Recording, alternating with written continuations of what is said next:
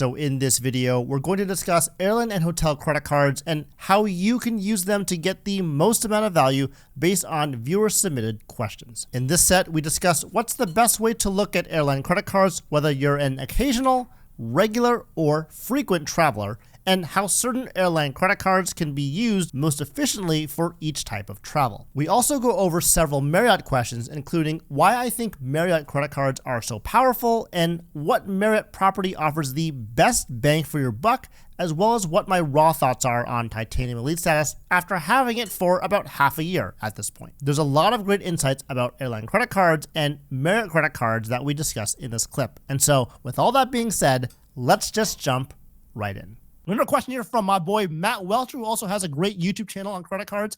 Definitely check out his channel as well. Also, thank you so much, Matt, for being a channel member for over a year. His question is, what are your honest thoughts on airline cards for people in different stages? So fly all the time, fly sometimes, and fly only 1 to 2 times per year. So basically, it's going to vary from person to person. Like we always say, your mileage may vary. Things are different. But I did make a video about why I don't think airline credit cards are worth it.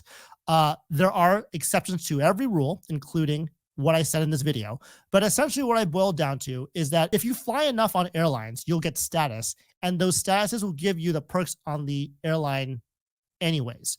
And so the credit cards, will they give you status? Yes. Will they give you perks? Yes. But you can probably get those if you fly enough anyways on those credit cards from the air status you get. Plus, you can use things like the Amex Platinum for 5x points back on flights, or other cards that are better for flights with better travel protections that could be more helpful to you. Now, like I said before, everything is going to be with exception. So let's start with airline cards that are domestic. And so domestic airline cards is kind of what I'm going to talk about, which is like United's, American Airlines, Delta, Southwest, things like that.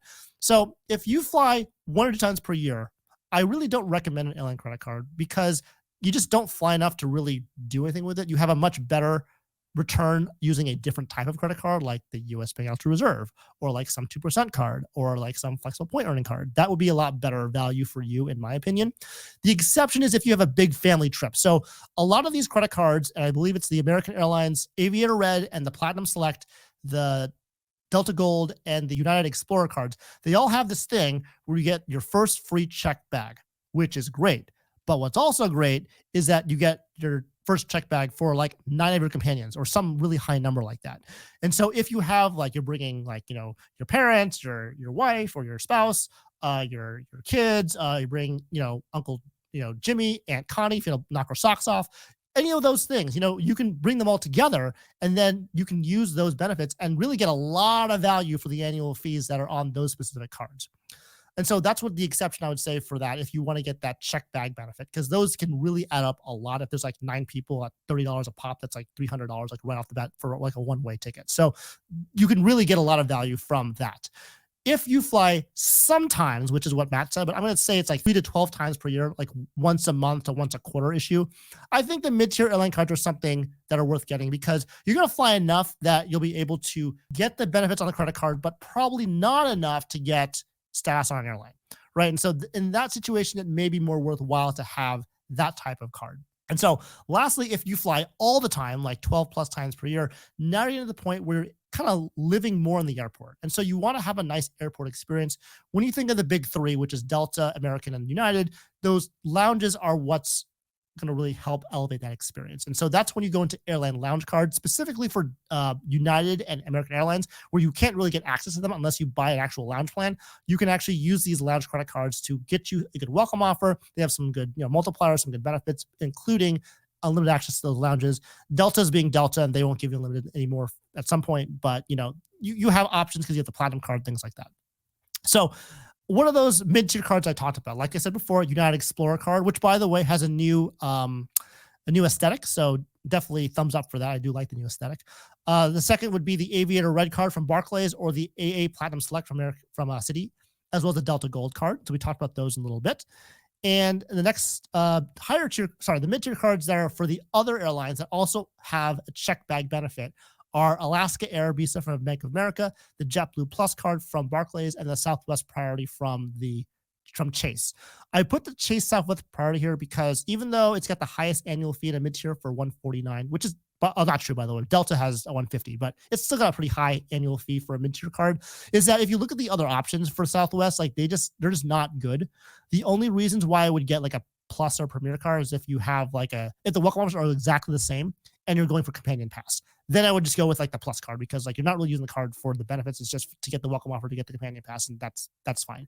But if you're using the card for its intended purpose, like actual for benefits for Southwest, I think the Southwest Priority card would be the best way to go. So those are the mid-tier cards, again, varying from $95 to $99 to $150, depending on the airline. There's also lounge cards, like you mentioned before. So lounge cards include things like the United Club Infinite card, which I believe is $525 annual fee, the executive card, which is a $595 annual fee, and you have the Delta Reserve card, which is $650 annual fee because it's American Express and they clearly do that all the time.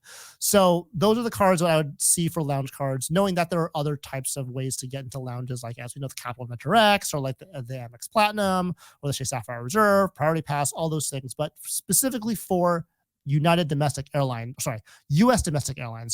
these are the lounge cards that we typically think about. And so if we look at international cards, I mean, there's a lot of coverage in those, but the one that I think that is kind of under the radar that is pretty cool to see is the Chase Aeroplan card.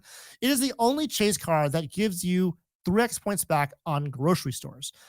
It's not Chase UR points. So if you think you're going to be using UR points for Aeroplan at some point, this may be a good alternative to explore at a $99 annual fee.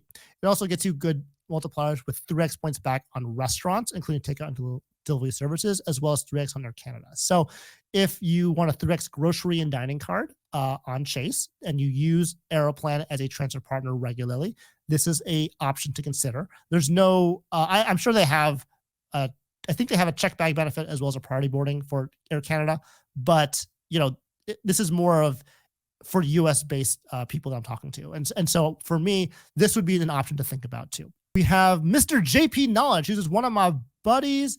He asked a question. What do you love most about Marriott cards and their program, and which Marriott type of property do you feel is the best bang for your buck? And also, I want to mention, thank you, Sun Win, for the $5 super chat. Have a great weekend. Thank you, sir. You as well. As you know, you guys really know that I like Marriott properties, so this is a great question. And so for Marriott cards and their program, what do I like most about it? Well, their credit cards are nice because they have those free night awards, and they're not the ones you get right away. They are anniversary free night awards. But once you get through that first year, which you should have supplemented with that welcome offer, whichever ones they gave you, hopefully the 5-night free on the 5 free nights on the Bonvoy Boundless or Bonvoy Business, or some kind of very high welcome offer on the Bonvoy Brilliant.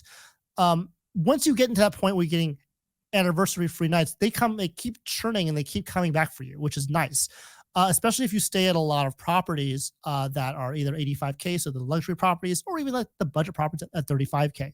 And so I really like those cards because you can not only use them, but take the Marriott points and top them up. So you can top the 85K to 100K, or you can top the points off with the 35K to 50K. I don't show the Bonvoy Bountiful or Bevy because, in my opinion, those are pretty stupid cards. I don't think they're worth it. I think you should focus on the cards on the screen here. I think there is some use for them if you want to get a welcome offer, but to me, those cards don't exist because they're useless. If you compare that 15K free night certificates against the Surpass card, those free nights are 50K cap, so 65K total, I think. Or I don't know if you can actually use points for that or not, but they're limited, so they're not as good, and the annual fees are much higher. And so I wouldn't even look at those.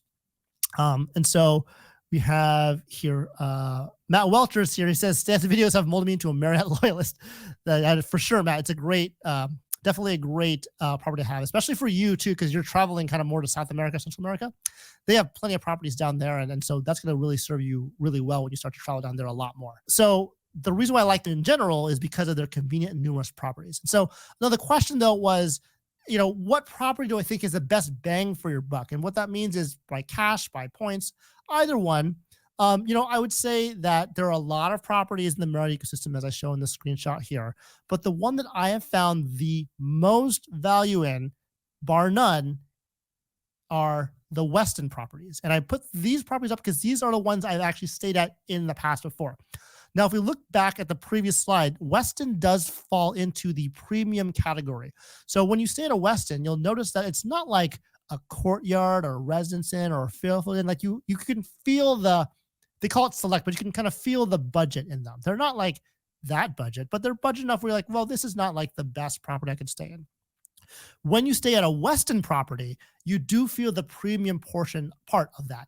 And so every Westin is going to be different, though. They're not all going to be the same. But what I have found to be consistent among all Westin properties is that their cash value of their rooms are very low.